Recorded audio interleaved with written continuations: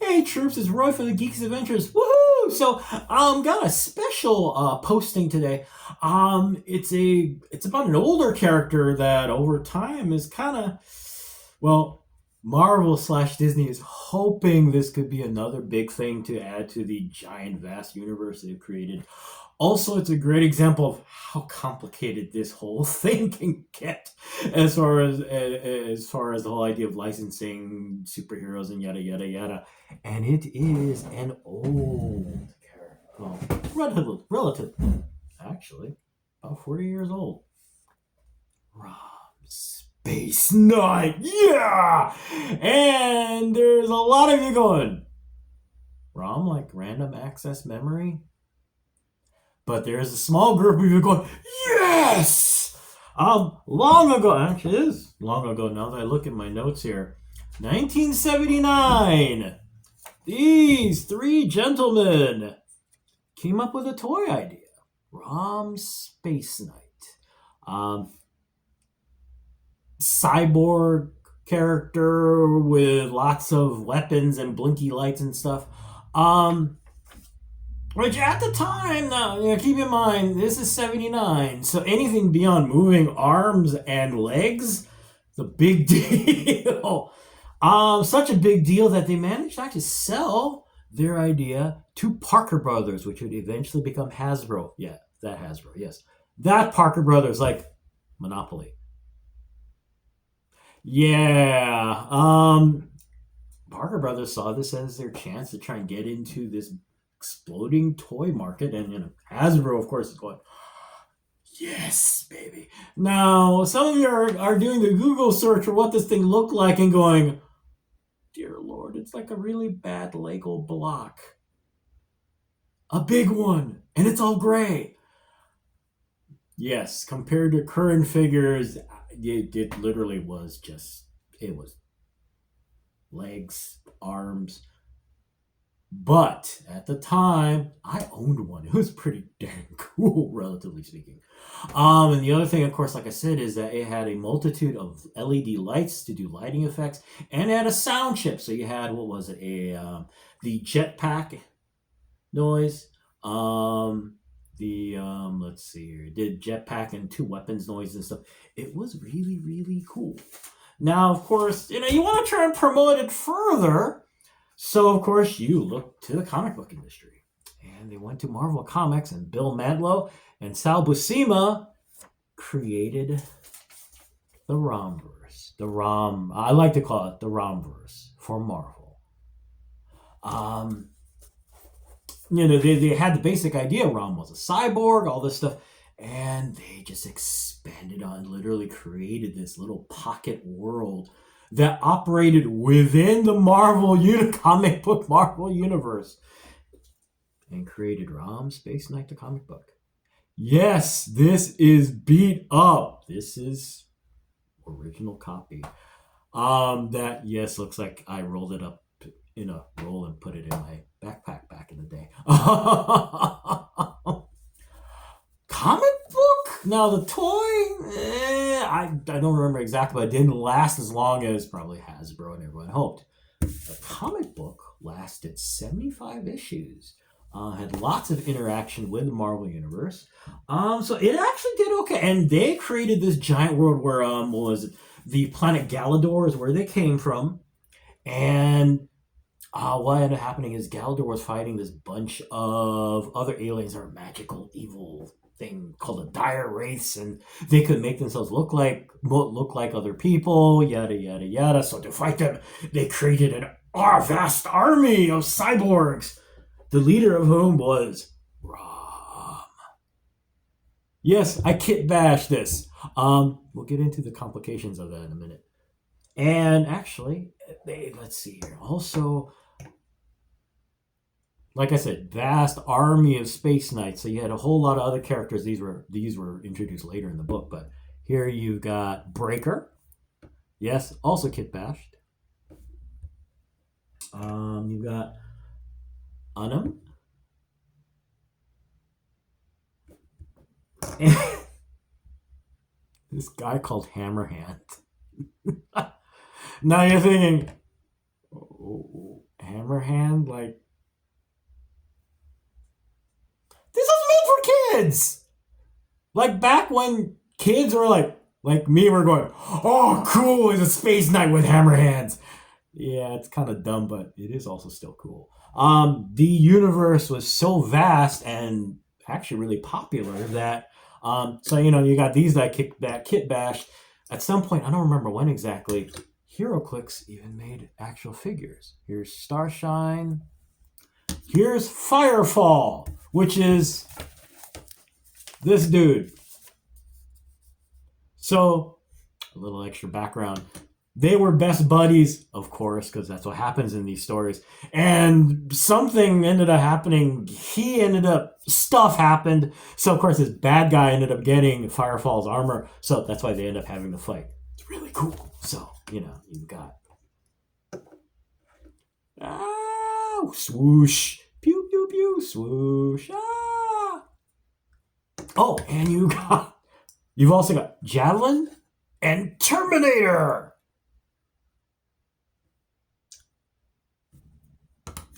I don't know if there are more figures. I kept trying to look, but those were the only four I ever found with HeroClix. So now you're wondering, okay, so created this vast universe, yada yada yada. Oh, don't worry, we'll get to that. Now, here's where remember I said complications in the beginning. This is where things get interesting. Remember, this character was not created by Marvel. Technically, okay, remember now, these guys made the toy one character because look kind of cool and hey, we can make money, yada yada yada. They sold it to these guys, Parker Brothers, Hasbro. So technically, these guys own the rights, and they let they let Marvel license it. So in a time past, license went poof. So when the license went poof for Marvel, IDW bought it and did a reboot. How long this lasted, I honestly have no idea. I picked up this trade paperback ages ago because I was out of my comic book shop and going, wrong, cool. It's that classic case of everything is the same, but everything's different. You've got Rom, you've got the Dire Wraiths.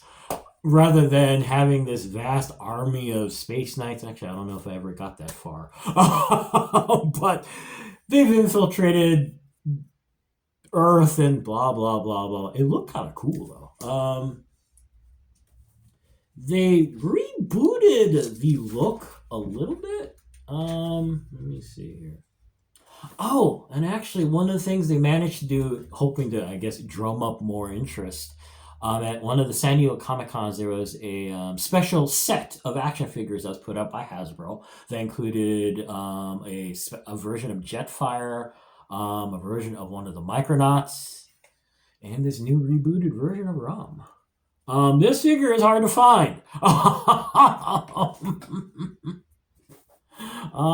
Shoot, where's the promo art?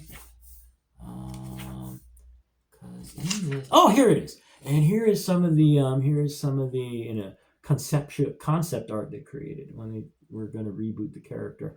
I'm glad they stuck with, because at one point they tried to make him all look kind of like really alien-y in the face, which is understandable. But I'm glad they went with a more kind of traditional, plain knight face. Just I like it. It just looks cooler.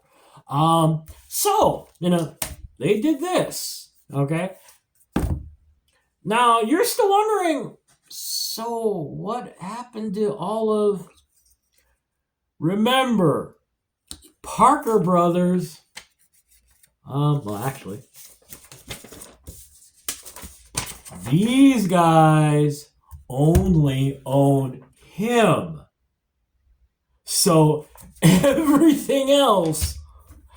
Galador, actually, they own the Dire Wraiths, actually. But, yeah, Galador, these...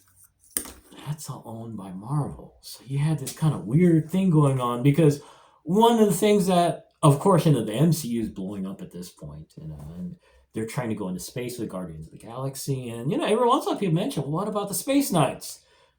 Well, remember, they don't own him. So it's kind of like Spider-Man and Sony. Yes, you can create this vast universe with, all these other characters, but where's the main one? So, this never went anywhere until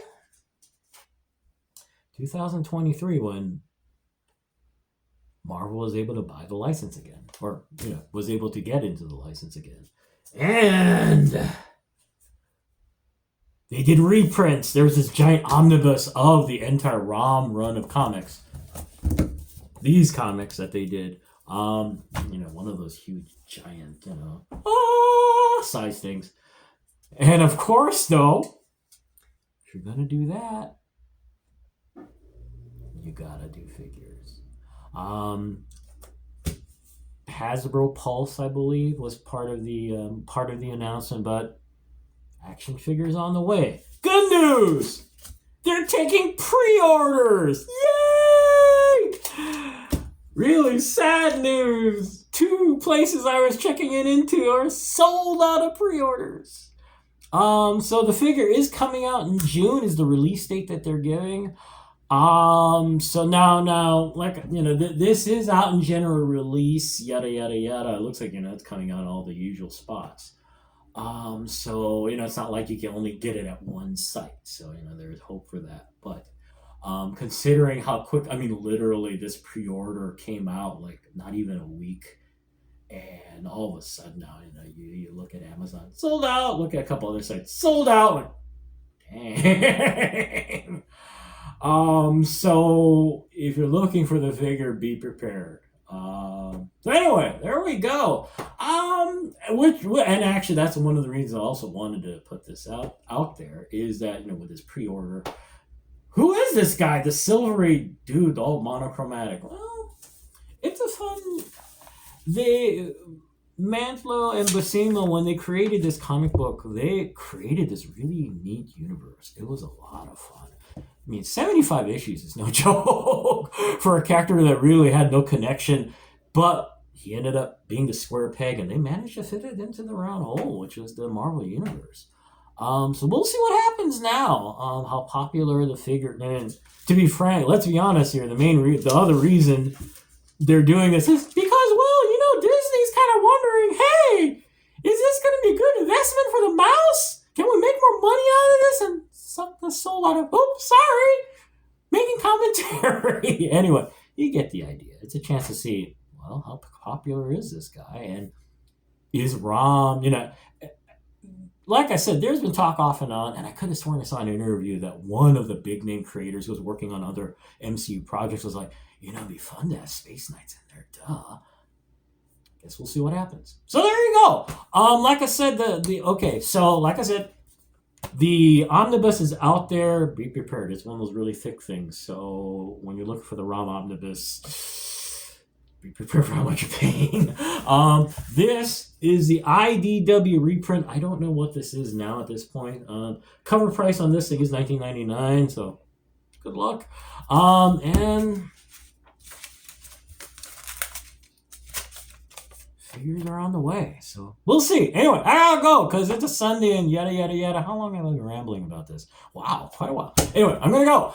Hey, y'all take care. May the force be with you. May the odds be in your favor, especially when you're trying to find unique stuff like this. And as always, most importantly, be good to each other, okay, peeps. Y'all take care. Peace. Bye.